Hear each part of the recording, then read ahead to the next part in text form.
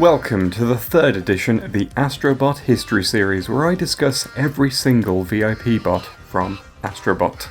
In this video, we're covering every character that debuted, mostly on the PS3 from 2007 to 2013, although a couple of PSP and Vita debuts are also present. If you missed the first two videos all about the PS1 and PS2, please check the description for links to those. You can also find a link to a playlist of every music track used in the series if that's something you're curious about. Before we kick off the PS3, just a few points to go over again.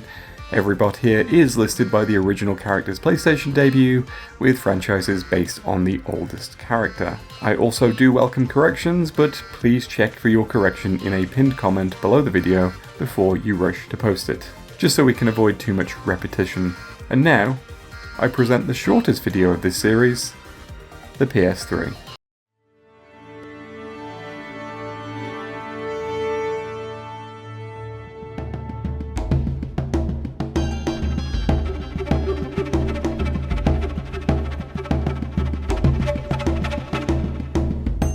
In 2000, three British game developers, Tamim Antoniades, Nina Christensen and Mike Ball, formed Just Add Monsters, who would go on to make a game called Kung Fu Chaos for the original Xbox. The company was owned by Argonaut, who would eventually be liquidated, and the team would go independent, change their name to Ninja Theory, and begin work on an ambitious new project. From 2002, with no idea what platform they were aiming to release on, they began to work on an Asian-inspired action game. Money troubles plagued them, especially after having to buy themselves out, but both they and the project were saved by funding from Sony. They'd seen the preliminary work on the game and liked it so much, they offered a publishing deal which would make the game exclusive for the upcoming PlayStation 3. The game would eventually release in 2007 as Heavenly Sword. It starred Nariko, a warrior woman in an unnamed land. She was born at the time a prophesized hero was said to emerge, but due to her gender,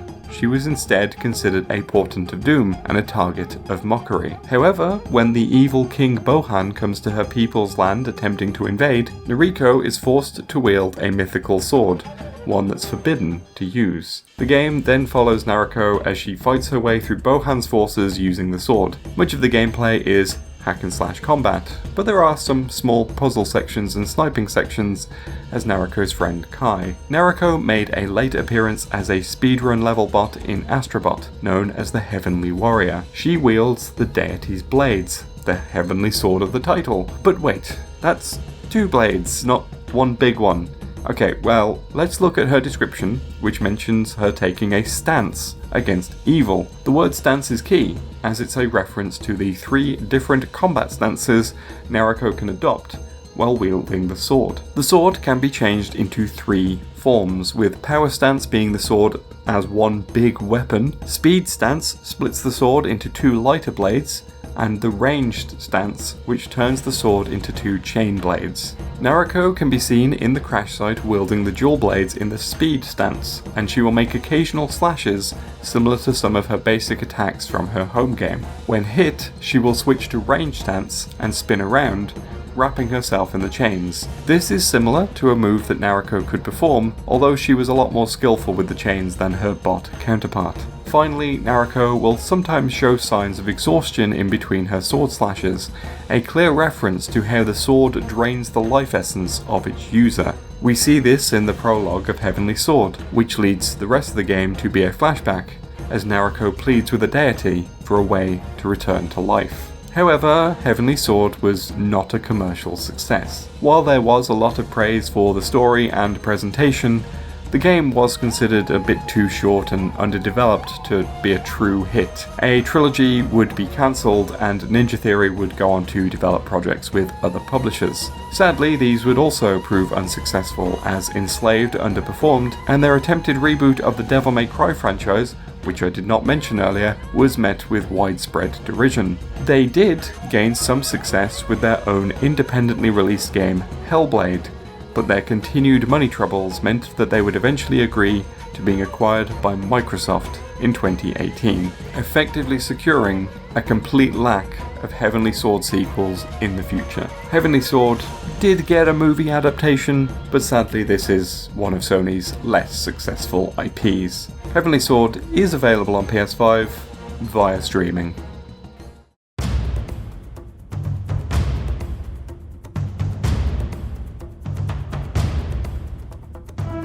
After the success of Legacy of Kain and Jak and Daxter, the two creative forces behind these games combined as Amy Hennig joined Naughty Dog around 2005. Naughty Dog wanted to make use of the upcoming PS3 technology by making a new IP that showed off how good the tech was.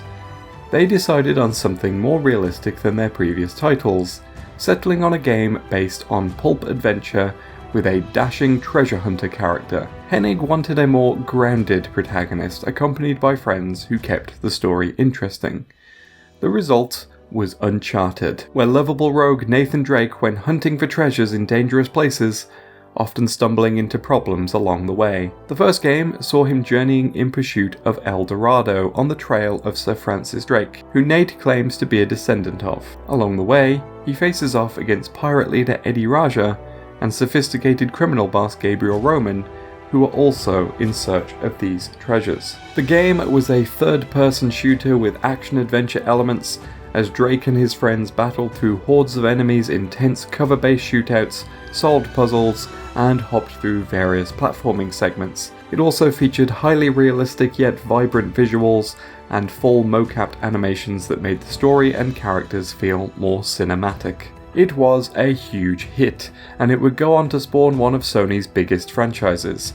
So, unsurprisingly, Uncharted not only gets representation in Astro Bot, but an entire level built around the franchise. Astro rescues Nathan Drake from the third boss, and together you travel to an Uncharted-themed level where Drake hands you his gun, allowing you to take his place. Let's talk Drake first then. He's based on his original appearance in the first Uncharted game, but the gun he hands you is the toy gun from Uncharted 4, found in his attic early in the game. The Nate bot is called Raider Dude, a reference to how Uncharted was sometimes disparagingly called the Dude Raider in its early days, as people compared it to the similar Tomb Raider franchise. His gacha item is the couch and TV game thing. The name is a reference to this scene from Uncharted 4. At least, let me try to earn it or something. Let me play you for it. You'll play me for it? Yeah, your little TV game thing. I bet I can beat your high score. You think that you can beat my high score on my TV game thing? Yeah, I think you're scared now. You don't even know what it's called. I don't need to know what it's called. It's called the PlayStation, by the way, as this leads to a segment where Drake plays Crash Bandicoot. Yes, really, hitting Drake as he plays on the TV game thing causes him to duck behind the couch as cover and aim the toy gun, a reference to the cover shooting found throughout the series. Back to the Uncharted level, the general feel of it comes from the combination of the first and fourth games, both of which heavily featured tropical jungle locations. One of the first locations you encounter is a ship graveyard as you jump around the partial remains of a 16th century galleon. This is likely a reference to the ship graveyard in Uncharted 4, which is encountered towards the end of the game, where Drake leaps around a fleet of scuppered pirate ships. On the ship you can find a bot, the looting virtuoso. This is Chloe Fraser, a character introduced in Uncharted 2. She's a professional thief who has worked with Drake on several adventures, and the two have a flirtatious relationship. Seems like I am always saving your ass. Well, it is an ass worth saving. This flirtatious relationship is referenced in her description, in fact, as she knows you love to watch her leave. This is, well, it's a reference to her butt. I hope this was clear enough to you already. Her gacha item is a map, a reference to the game where she took on the protagonist role herself, Uncharted: The Lost Legacy. This game featured several large open areas, and the player was given a map to help navigate these places. When hit, Chloe will pull out a shotgun, which is a weapon she can use in The Lost Legacy, but may also reference how frequently she gets her hands on heavy weaponry in Uncharted 2. The level then takes you through various ruins in the jungle, similar to many areas from the first Uncharted game, until you find a plane crashed in a tree featuring another bot. The plane itself is a reference to a plane crash in Uncharted Drake's Fortune, where you can find the remnants of the plane in a clearing. The bot found on this plane is the mustachioed mentor, aka Victor Goddamn Sullivan, or Sully to his friends. His name comes from the fact that he has been Drake's mentor from a young age, following a meeting on the streets of Columbia when Nate was a teen. He shows up in every Uncharted game, referencing his various lady conquests and pointing out that he's too old for this. He also occasionally dispenses wisdom, including this line from Uncharted 3. Here's the thing, kid. We don't get to choose how we start in this life. Real greatness, it's what you do with the hand you dealt. Oh hey, that's in his description in Astro Bot. His gacha item is the Doomed Ride, a jeep, destined to go too far off-road. This is likely a reference to the jeep that appears in Uncharted 4, which he has personally paid for, and it eventually gets involved in a car chase in Madagascar, which does not help his bank account. However, Sully doesn't really interact with the jeep in the crash site. Instead, he's propped himself up on a deck chair with a beer, which is basically how he would prefer his life was. If you hit him, a ton of treasure spills out of him, referencing how much he loves taking things. It may even be a specific reference to the ending of Uncharted 1, where he reveals a huge stack of treasure on a boat that he has acquired. Back to the level, Astro will then encounter a chest that explodes and causes enemies to appear. To narrow this down to a single moment in the series is difficult, as Nate spends, about 80% of the Uncharted series setting off traps and alerting enemies to his presence. So it's a cute little reference to that. Next, you'll find the no-nonsense Merc bot. This is Nadine Ross, an antagonist introduced in Uncharted 4, who later becomes an ally to Chloe in The Lost Legacy. She's a mercenary, which means her allegiance can easily change for the right price. Interestingly, almost everything else around Nadine references a specific moment from The Lost Legacy, where she and Chloe encounter an elephant that's been trapped by a pillar. Together, they free the elephant and immediately get to ride it away into a clearing full of even more elephants. It's an adorable moment, and honestly, it absolutely suits Astro Bot. Throughout the level, you can also find these golden eggs, a direct reference to the strange relic that appears at least once in every Uncharted game. This is a super secret collectible that often requires you to really go out of your way to find. However, it's also a reference to Jak and Daxter, as the strange relic is a precursor orb from Naughty Dog's previous series. The next part of the level sees Astro shooting a ton of enemies on a distant platform before exploding a jeep, creating a bridge in the water. This is a direct reference to a similar moment in the first Uncharted, where Drake creates a bridge in the same manner. Shortly after this, you encounter the wreckage of a German U-boat, raising questions of how it even got there. Must have come up the river during flood season and gotten stuck.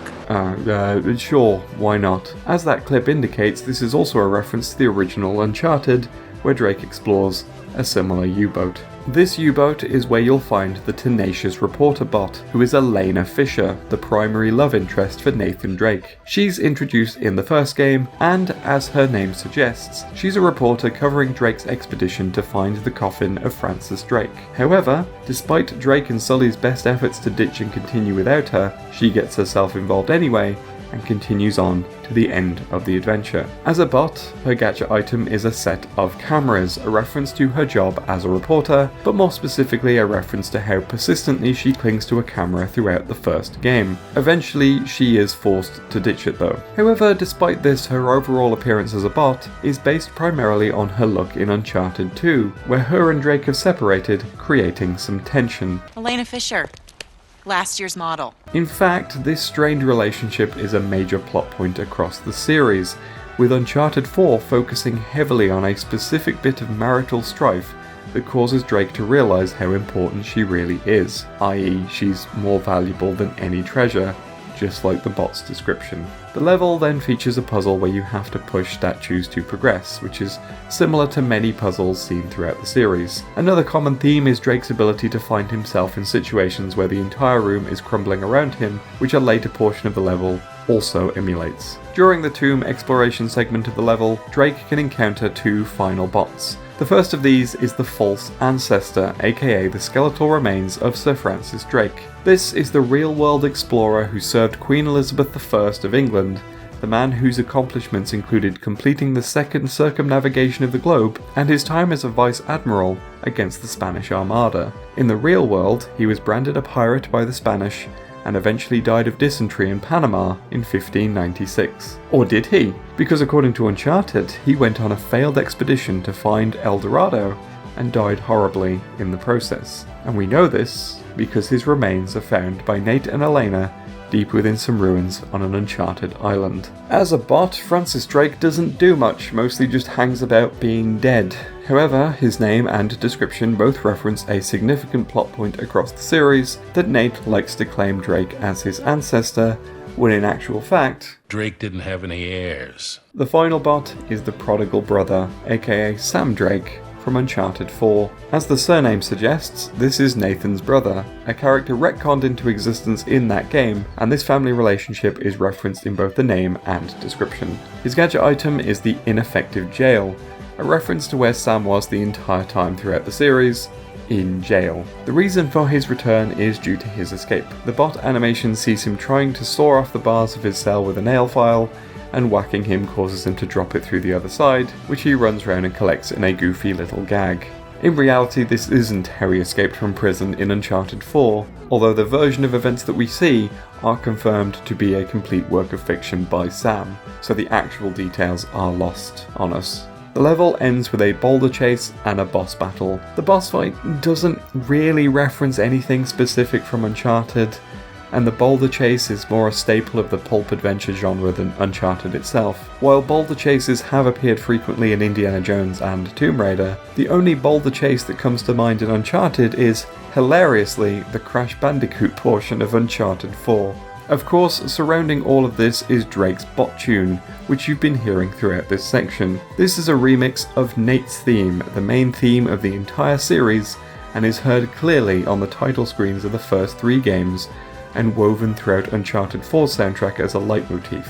The Astro Bot version uses elements of the original, but chops up the 3 main segments and adds an additional beat. It also features original melodies composed by Kenneth Young, who did the arrangement.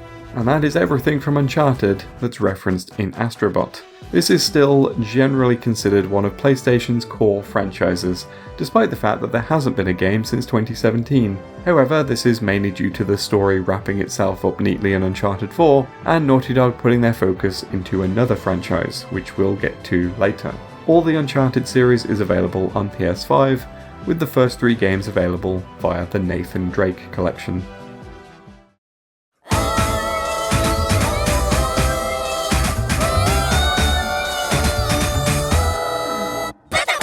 In 2002, French artist Royale created artwork containing some cute little eyeball creatures marching to war against some large monsters. It was a fun piece of art that he featured on his website in 2004, and initially, nothing out of the ordinary happened. That was until Japan studio designer Hiroyuki Kitani saw the artwork and felt inspired. He immediately wanted to make a game about these little guys marching to war, so he reached out to an artist management company and arranged a meeting. Royale was enthusiastic about the project, and one of his proposed names for the creatures was Patapon, which was based on an old French nursery rhyme which used the word to mean children. Kitani saw the name and immediately envisioned it as onomatopoeia for drumming. It was the perfect name for a marching concept, as he imagined the characters marching along to that phrase, which represented a drum beat. And so, Patapon was born. This was a PSP game released in 2007, and it's exactly as Kotani envisioned it. You play as the Almighty, a godlike force that the Patapon worship, and you can channel your divine will through the flag bearer, Patapon, who bangs drums according to the Almighty's will. Through his drumming, the various Patapon units will march, defend, attack, run away, depending on what the rhythm is. The game sees the Patapon journeying across the land, dealing with a variety of threats, from rival armies to giant beasts, in search of the Promised Land, which they refer to as It. The game is referenced in Astro Bot by 3 bots wearing Patapon suits. These are the Tribal Flagbearer, the Tribal Archer, and the Tribal Warrior.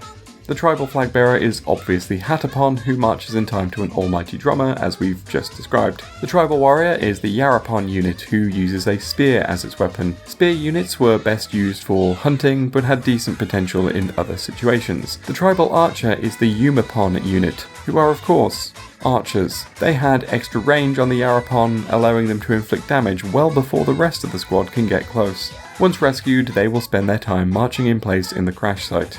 If you go close enough to them, you can hear them chanting this. This is a direct reference to the marching command in Patapon. You have to press your drum beats in time with the background music, and the Patapon will repeat it while performing the corresponding action. The command I just mentioned was simply for marching forward, while was the attack command, and was for defense. There were others, but this is just an illustration. There was also a special mechanic for successive drumming in time with the music, which was This caused all units to become more aggressive and effective. This mechanic is referenced in the Umapon description. Patapon was a decently successful trilogy of PSP games, loved for its unique gameplay style and adorable cast of characters. Not much has been seen about it outside of some remasters since then, apart from a strange appearance in a Sony promotional video, which may be just a tech demo, but maybe something new. Who knows? Anyway, Patapon 1 and 2 are both available on PS5.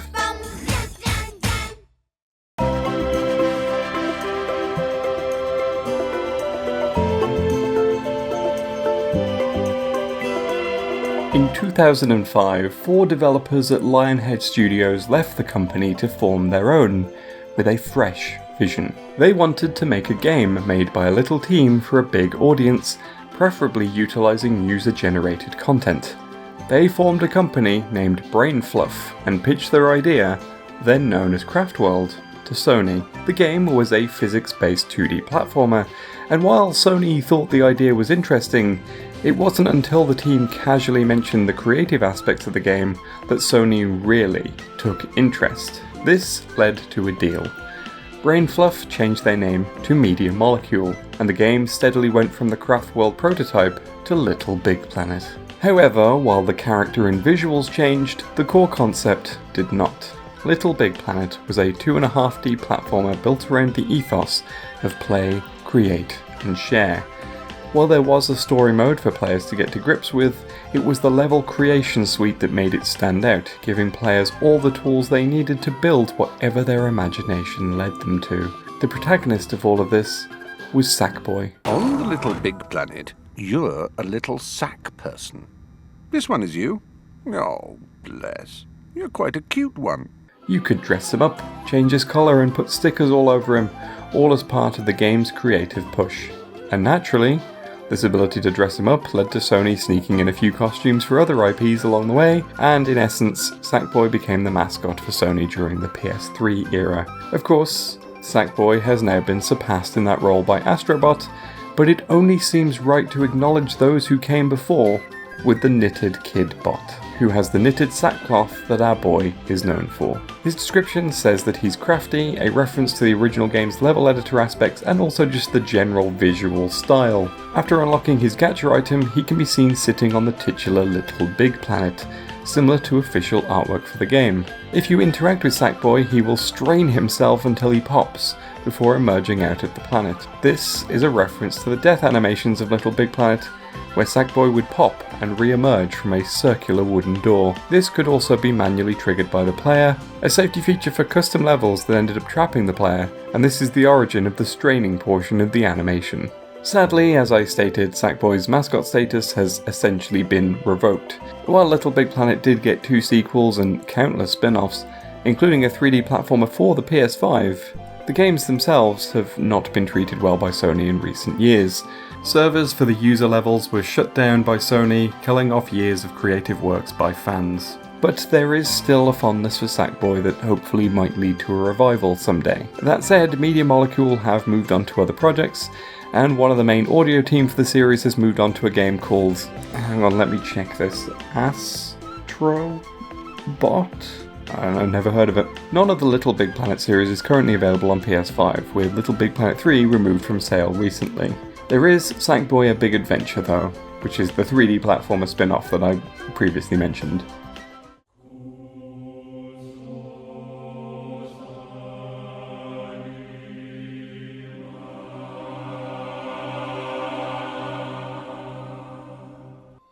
From Software were best known for producing the Armored Core series, but in the late 2000s there was an interest in reviving something from their past.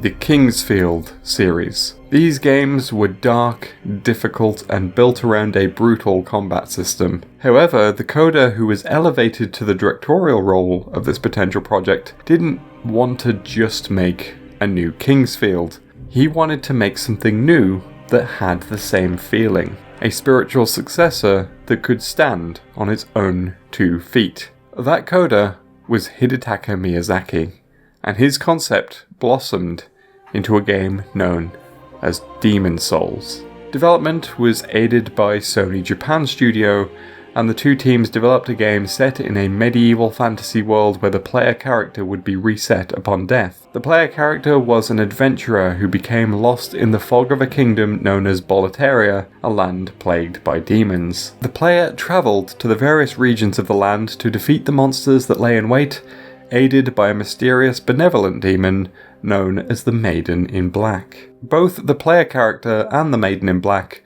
are represented by bots in Astro Bot. The player character is the Archstone Explorer, and the Maiden in Black is the Nexus Dweller. The Archstone Explorer is a reference to the Archstones you can uncover throughout the game, allowing for passage to and from the Nexus, a realm where souls are bound upon death.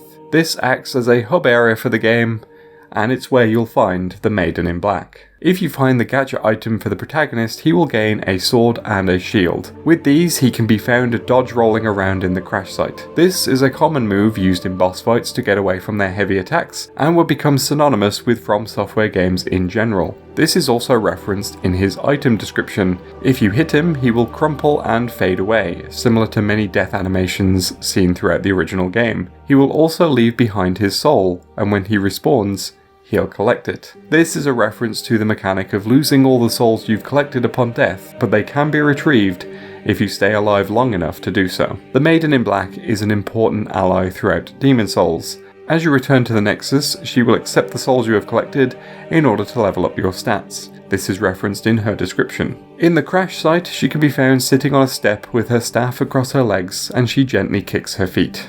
This is a reference to a similar pose she can be found in at random during Demon Souls. Demon Souls was not a major hit when it released. There was a lot of pushback on the game's vague storytelling and difficulty. However, it would kickstart a series of games from Software that would go on to become some of the most influential and beloved games on the market. After Demon Souls, From Software would go on to make Dark Souls with Bandai Namco, which received much greater praise and attention, leading to 2 more games, and, well, we'll come back to that later. After the success of these games, Demon Souls is now looked on a lot more fondly in the present day, and was even remade for the PS5, which is exactly how it's available.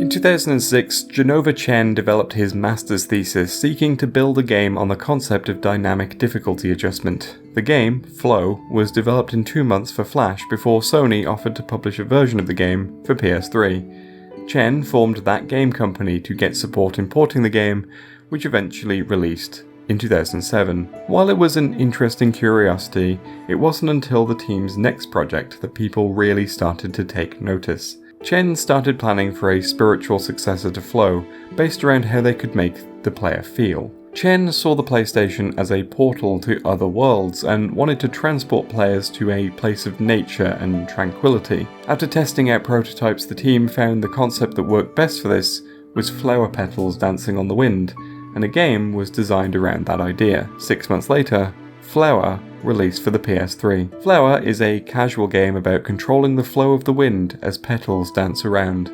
You guide these petals through more flowers, gathering more petals and causing more patches to bloom. The game was a slow, meditative experience designed to bring calm and joy to its players, and its simplicity was a big draw for many. Flower is represented in Astro Bot with the restorative flora.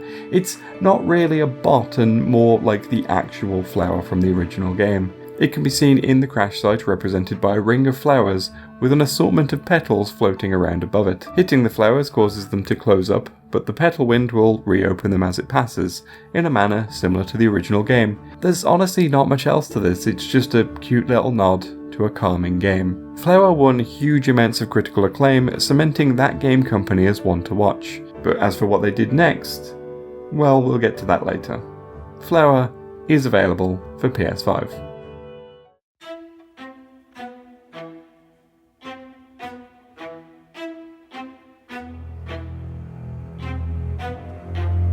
After 3 Sly Cooper games, Sucker Punch wanted to try something different. However, they wanted their new project to feel like a natural evolution, and decided that while the stealth would be contrasted with a new game that was loud, they would retain the comic book aesthetic. For them, the obvious choice was superheroes. Inspired by the DC Comics DMZ and Batman No Man's Land, the new game was to be set in a city after a major disaster, where everything seems lawless and chaotic. This setting also led them to design the game around a karma system, where the player could use the situation to help people, or use their newfound powers to take advantage of those around them and gain power for themselves. That meant that by the end of the game, players could either become a hero, or, as the title of the project would state, become infamous. Infamous starred Cole McGrath, a simple bike courier who was sent to deliver a package that would explode in a dramatic show of electric force. This sent the city into lockdown, trapping the residents of Empire City inside, while Cole woke up in the crater to find that he'd gained superpowers. As the game progressed, Cole would learn more about the device he was sent to detonate, while also gaining more control over his ability to channel electricity. The game was an open world where players had free reign to use their powers as they saw fit. Did you want to go around jump-starting people's hearts to heal them, or do you just want to break stuff? The choice is ultimately yours. Infamous would go on to be a huge success, and even spawned a sequel where Cole ventured to a fictional equivalent of New Orleans in a world where more and more people were gaining superpowers. Both games did well for Sony, which led them to acquire Sucker Punch as one of their permanent first-party developers. So it's unsurprising that Cole is in Astro Bot as the Electric Vigilante. He appears in his original biker jacket look from Infamous, and is named for his electric powers and role as a vigilante throughout the game's story. His description references his personal development, starting out as a bike courier and becoming a conduit, the Infamous universe's description of anyone with superpowers. His gacha item is the Energy Store, a selection of batteries that represent the fact that Cole recharges his powers by draining electricity from sources around him. Cole can be seen channeling electricity through his hands and then shaking off his limbs, which are typical idle animations seen in Infamous. When hit, he will briefly float up in the air using his electricity. This is a reference to the static thruster ability that Cole can gain, which acts as a glide throughout both games. Notably, the lightning here is red, implying that Cole becomes infamous after Astro whacks him. However, Cole's story isn't where Infamous ended.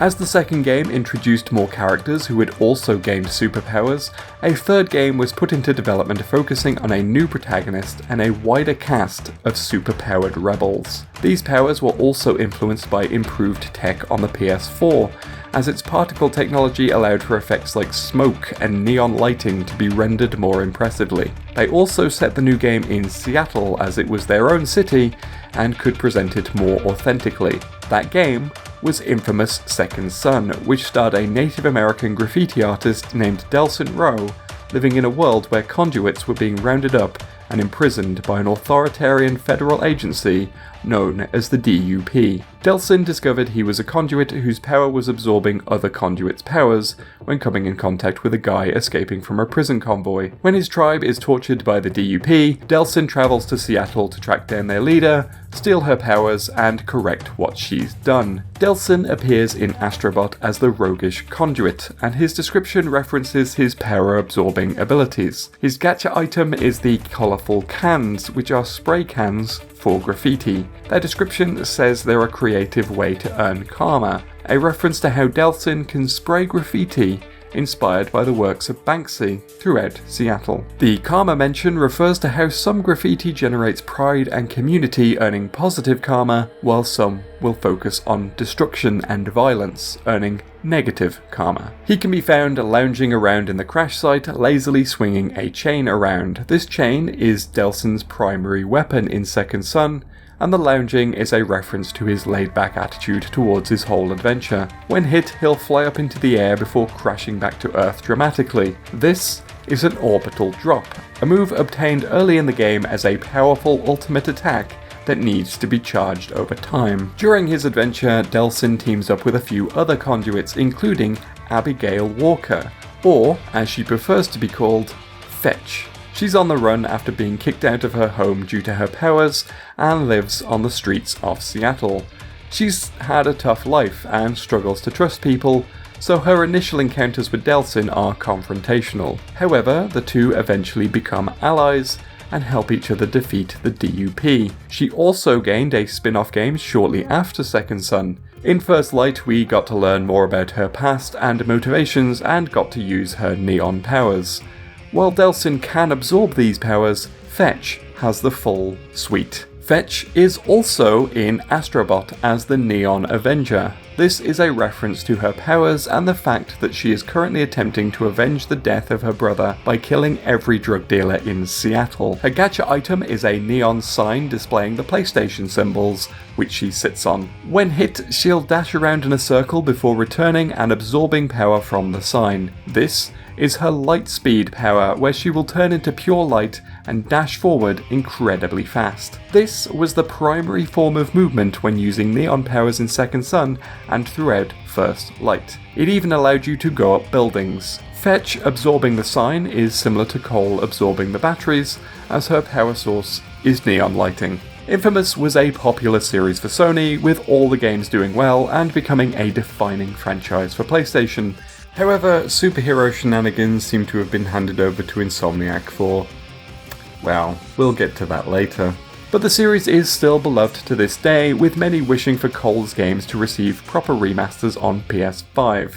Actress Laura Bailey also considers her role as Fetch to be one that defines her career. Infamous Second Son and First Light can be played on PS5, while the first two Infamous games are available via streaming.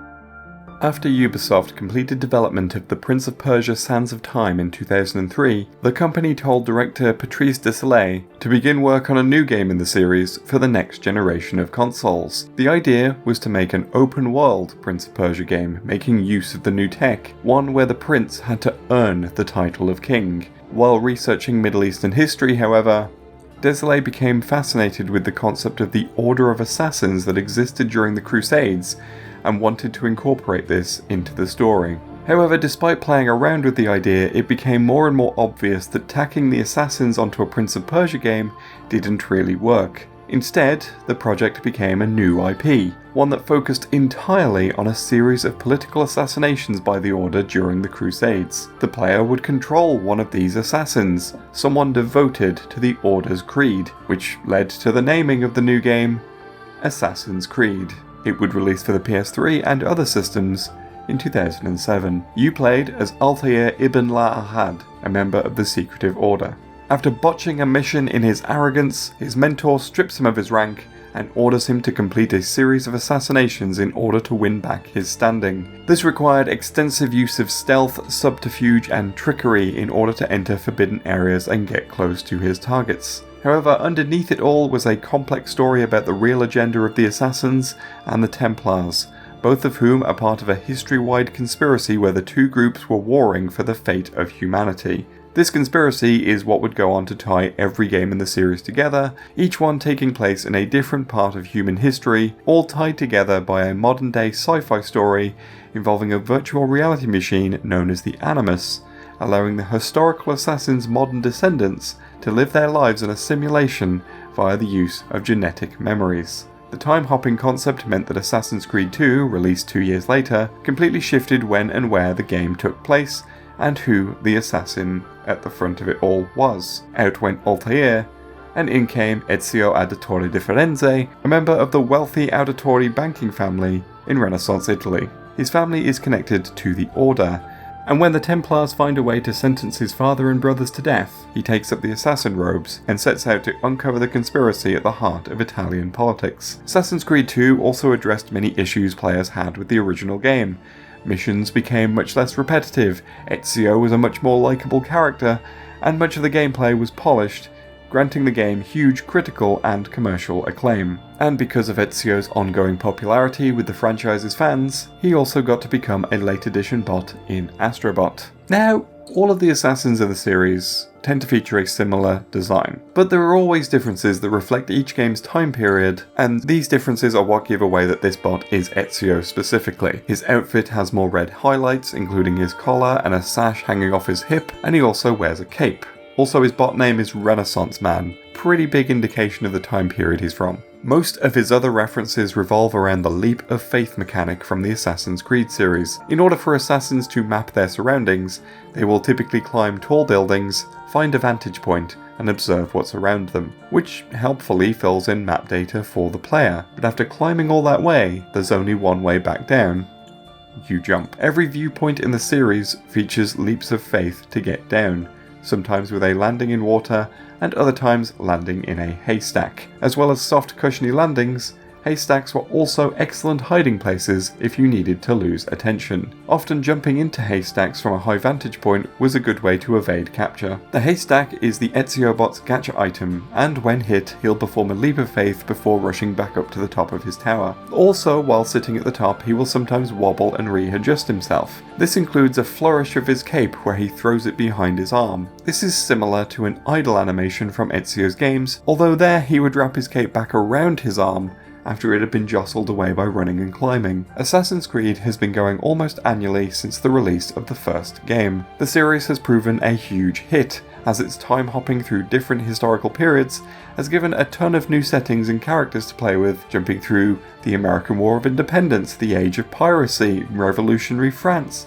Victorian London, Ancient Egypt, Ancient Greece, Viking-occupied England, Golden Age Baghdad, and exactly 1 week after Ezio made his appearance in Astro Bot, the long-awaited appearance of Sengoku-era Japan. As you'd probably guess from the release of the most recent game, the series does remain popular to this day. Every single mainline Assassin's Creed game is available on the PS5, except for the very first one.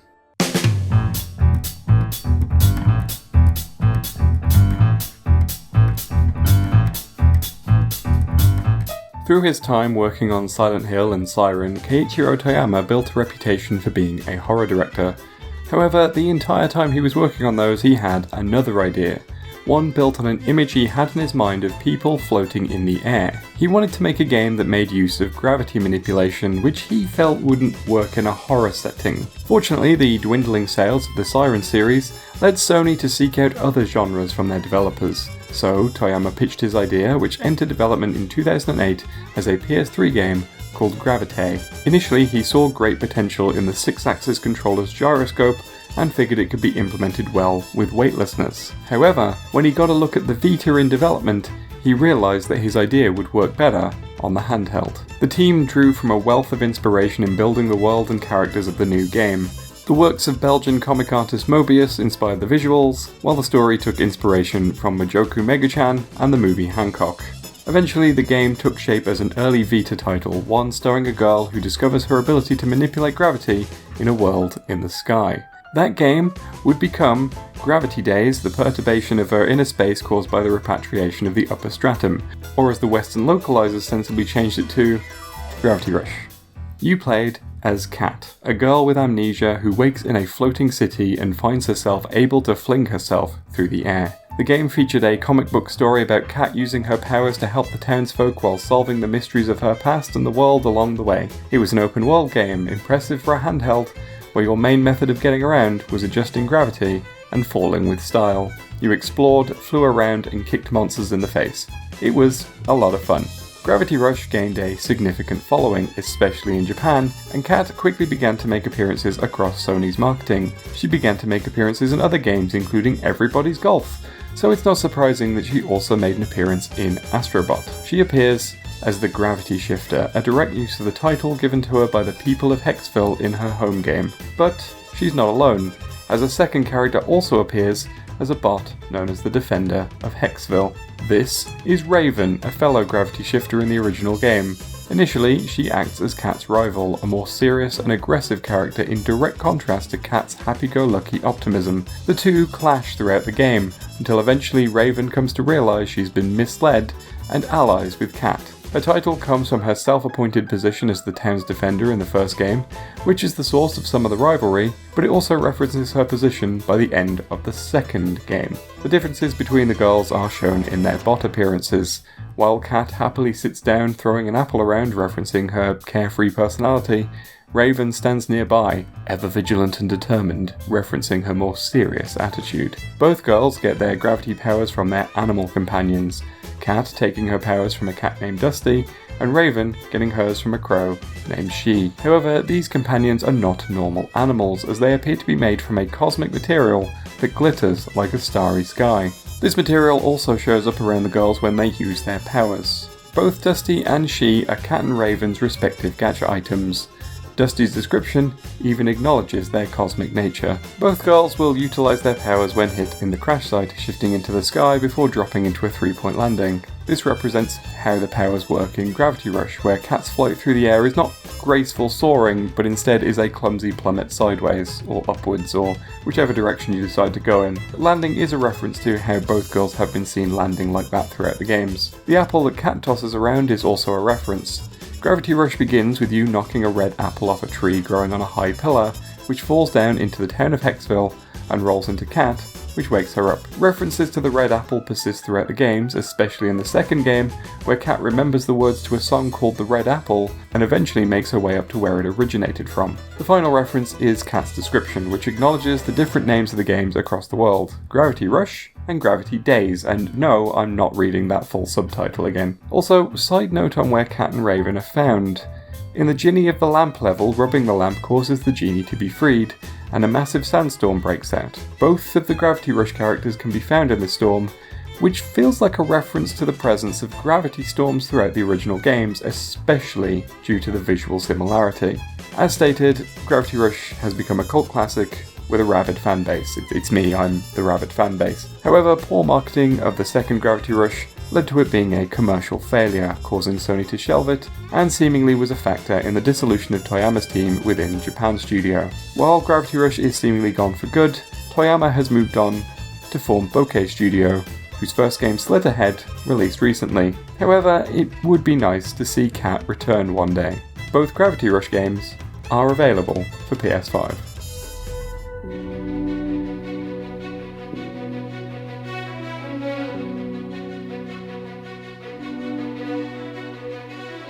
After the successes of Flow and Flower, that game company were contracted to make a third game for Sony. This final game was set to build on the design ethos of the previous games, with the player's feelings taking centre stage. The game was built with two concepts in mind.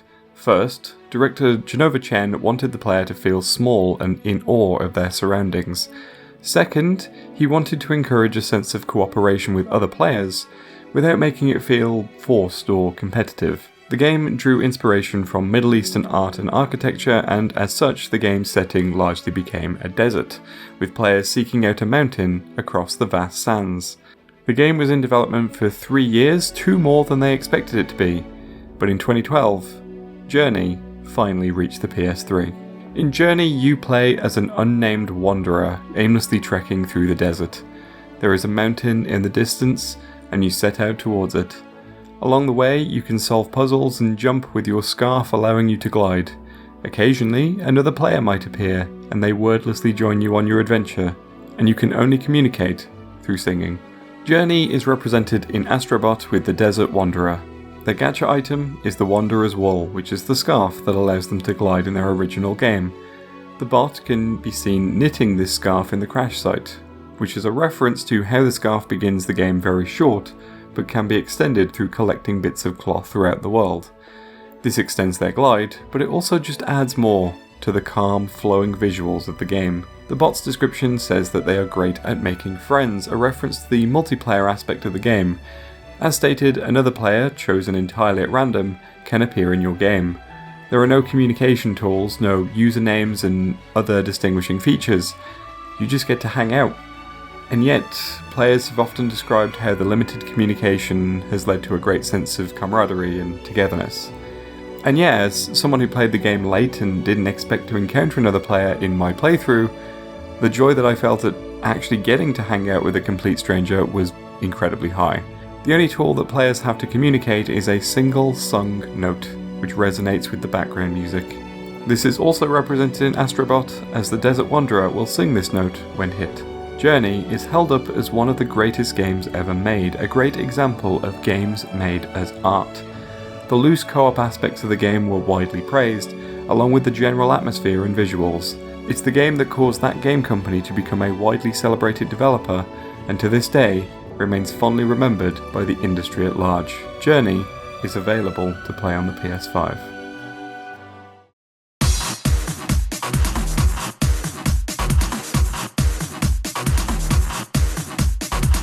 It's hard to trace the origins of Tokyo Jungle.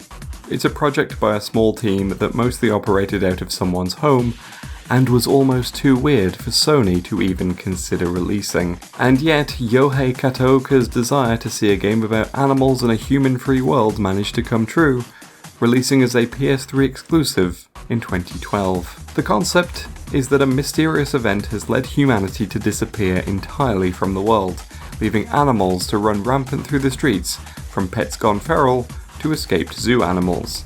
Nature has reclaimed the cities, including Tokyo, where much of the game is set. As you progress through the game, you take control of several of these animals, including dogs, deer, and lions, all trying their best to survive in the new wilderness. Also, I lied in the Aibo section. They have shown up in games before, specifically this one. The final chapters see you playing as these suspiciously similar robots. However, before any of those animals, you played as a Pomeranian, the least likely pet to survive in this brave new world.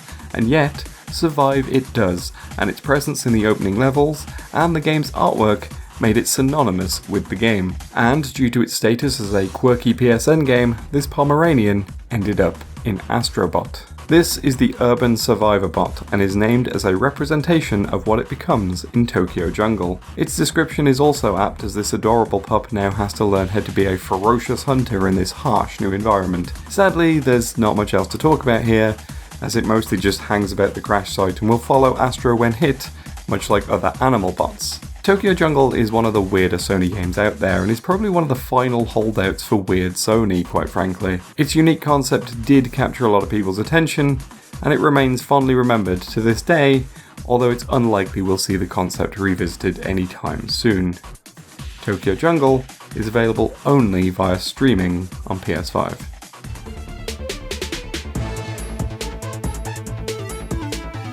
I'm going to take a quick jump back in time to the launch of the original PlayStation in North America. This might seem weird at this point in the video, but trust me, it will make sense in a second. Anyway, the CEO of the American branch of Sony was concerned about the name of the console and felt that they were potentially putting off consumers who would find it too cutesy and too nice. He wanted something edgy that would appeal to teens, so he hired an advertising firm to create Polygon Man, a dark, spiky character who taunted players in his advertisements.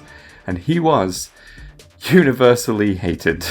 The few ads that he made his way into received negative public attention across the board, while Ken Kutaragi, the head of PlayStation overall at the time, felt it was an affront to the entire brand.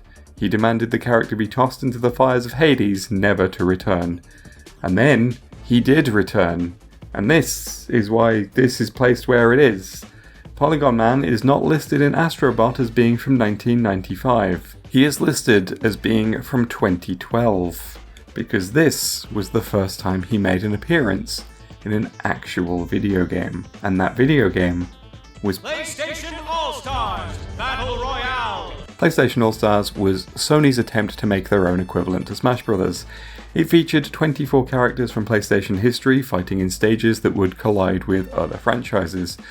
Many of these franchises are also in Astro Bot, with very few exceptions. I mean, if you'd like to know more about the kind of games that are featured here, I think there's a YouTube channel that did a similar series of videos to this one, but it was on each individual character and stage in PlayStation All-Stars. I can't remember what it's called though. Anyway, Polygon Man resurfaced as the final boss of the game's arcade mode, appearing in a unique fight where he tried to absorb the essence of the cast, seemingly in an attempt to become relevant again.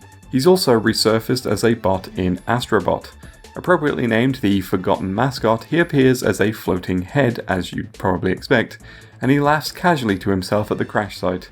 He will also separate out into a sphere of polygons before reforming when he is hit. Both of these animations are direct references to his appearance in PlayStation All-Stars, as opposed to his appearance as a failed mascot. Sadly, both Polygon Man and PlayStation All-Stars failed to stick around much beyond this. The game underperformed mostly off the back of criticism over character choice and some lackluster presentation. I thought it was okay, but I definitely acknowledge it had some glaring flaws. But it is notable that Astro Bot's kind of referenced it, almost as if it's an acknowledgement of the last time PlayStation attempted a massive crossover event in a single video game. Maybe it's time to attempt a sequel, but one with all the love in Astro Bot on display in that game. Who knows? Probably not though. PlayStation All-Stars Battle Royale is not available on PS5.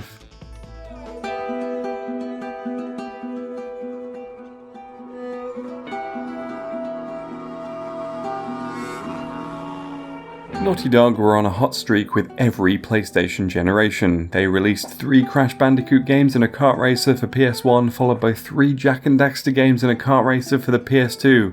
After 3 successful Uncharted games for the PS3, the logical choice was, of course, Uncharted, where Nate and the gang bomb it around big tracks in jeeps. Except that's not what happened, if the solemn music you're hearing didn't make clear. Their 4th PS3 game would be possibly the furthest thing from a kart racer they could have possibly made. Bruce Straley and Neil Druckmann went off during development of Uncharted 3 to work on an entirely new project. Inspired by Eco, the works of George Romero, and a BBC documentary about cordyceps, a game about protecting a girl in a fungal zombie apocalypse was put into development. In 2011, Uncharted 3 hinted at the existence of the new game, with a newspaper mentioning a deadly fungus that scientists were trying to understand. A month later, The Last of Us was officially announced, before eventually releasing for PS3 in 2013 as one of the final major games for the system. The Last of Us was set in a world ravaged by a strain of cordyceps that had evolved to infect humans. This turned people into zombies, controlling their movements and making them violently spread their spores around. Players controlled Joel, a survivor living in this world and carving out an existence as a smuggler. The story of The Last of Us kicks into gear when he's tasked with escorting a girl named Ellie across the country to a lab where they may be able to develop a cure for the infection. Their journey sees Joel acting as protector and surrogate father to Ellie, despite his emotional hardness and unwilling to connect with her due to similarities with his actual daughter, who died at the start of the outbreak. The game is a slow-paced action-adventure where stealth is generally a better option than going in guns blazing.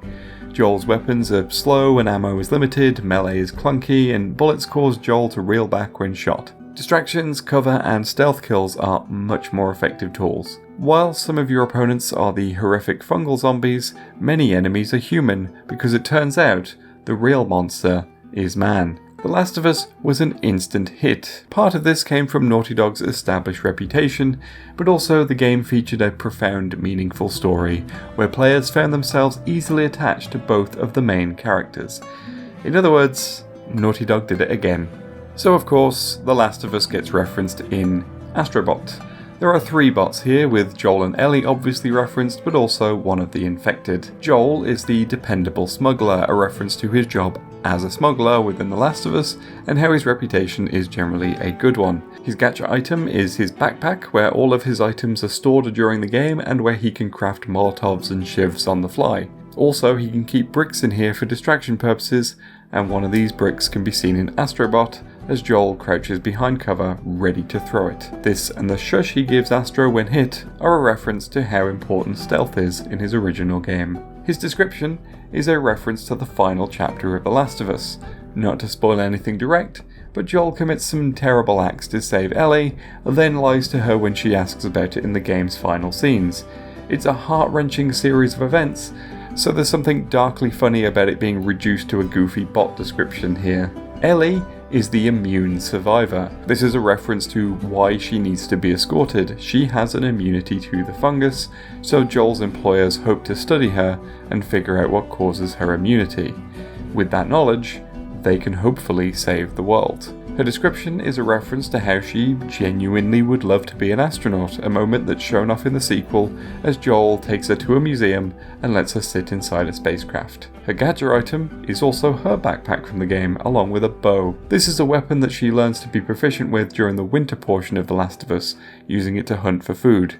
She would then go on to use it as a stealth weapon in the sequel. She will use this bow if Astro hits her. Otherwise, she can be found cowering behind cover, which represents her inexperience in the first game and is emphasised as the game goes on. Also, when you find her in the wormy passage level, she's playing a guitar. Joel teaches her the instrument between games and she can perform with it on a few occasions, one of which allows the player to play whatever they want if they can wrap their head around the controls. But what's she cowering from? That would be the fungus head, which is a reference to the infected from The Last of Us. There are 4 main varieties, with the runner being the weakest and most human, the stalker, which uses sneak tactics to reach its prey, the clicker, which is blind and uses echolocation to find its way around while also being one of the more aggressive varieties, and the bloater, where the body has been so taken over by fungus they're now a bloated husk. It's not clear which of these the fungus head is supposed to be, but the clicker is probably the most likely due to its iconic status within the original game, and because there sure are a lot of mushrooms on that bot's head. The Last of Us saw a sequel in 2020, and both games have seen countless re-releases over the years, plus a hugely successful TV show adaptation from HBO. The Last of Us continues to be one of Sony's major franchises, and shows no signs of going anywhere. The Last of Us is available as both a remaster and an unnecessary remake on PS5.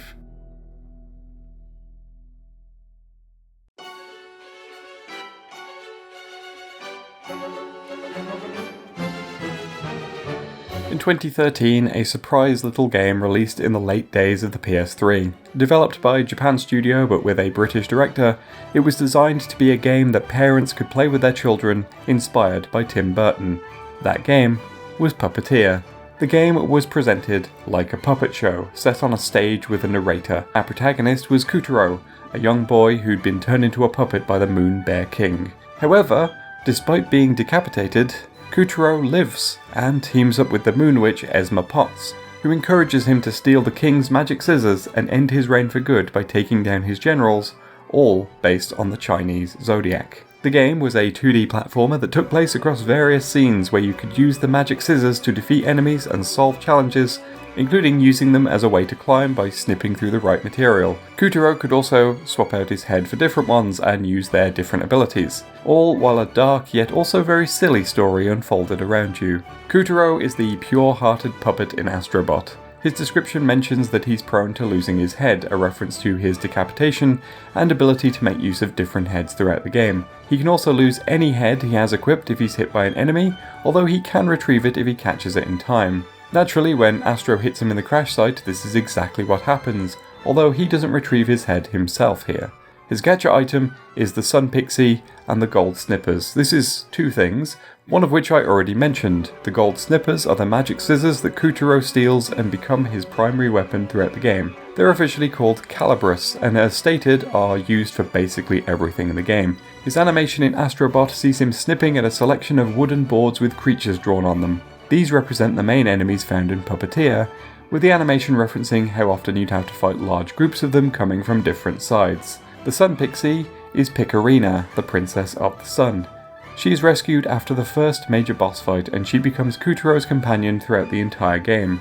She offers hints and assistance where possible, even if she is also incredibly sarcastic and outspoken. This is referenced in her description, which states that both her and the scissors are cutting in their own ways, which is a reference to her snippy attitude and love of insulting those who annoy her. Her appearance in Astro Bot is similar to how she appears in Puppeteer, and her assistance in putting Kutero's head back on may reference how she can be used to poke parts of the environment for items, including alternative heads. Puppeteer was not a major hit for the PS3, but it did receive a decent amount of critical praise. It's a fun little game that's often underappreciated, so it's nice that Astro Bot gave it some recognition. Puppeteer is only available through streaming on PS5.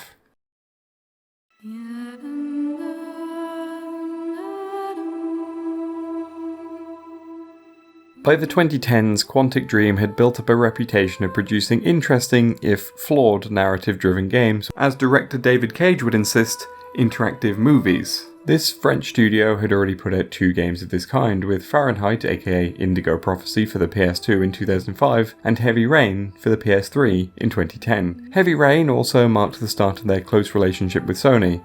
This does have a very small reference in Astro Bot, but only via an origami figure that can be found on the game's cover and acts as a reference to the origami killer of the game's story. But there are bigger references to Quantic Dream in Astro Bot. In 2012, Cage revealed the next game the studio would be collaborating with Sony on, Beyond Two Souls, which would release for the PS3 a year later. This game starred a girl named Jodie Holmes, who had a psychic link to an entity known only as Aiden, the second soul of the game's title.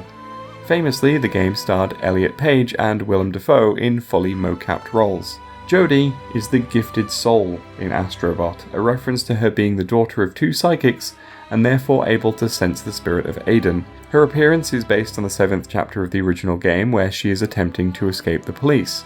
Her gacha item is, unsurprisingly, Aiden himself, represented by a floating white moat. He's described as a literal party crasher, likely a reference to the 4th chapter of the game, where Aiden can be used to get revenge on some kids at a party. This behaviour can also be seen if Astro hits Jodie, which causes Aiden to retaliate. When Jodie is just sitting in the crash site, he will write the words "still here" around her, a reference to the ending of the game, where he also writes these words to Jodie in various places. Beyond Two Souls was the second of 3 projects that Quantic Dream worked on with Sony, although in retrospect it's probably the least referenced today compared to Heavy Rain and we'll get to the third one later. Beyond Two Souls received a PS4 port in 2015 and therefore is playable on PS5.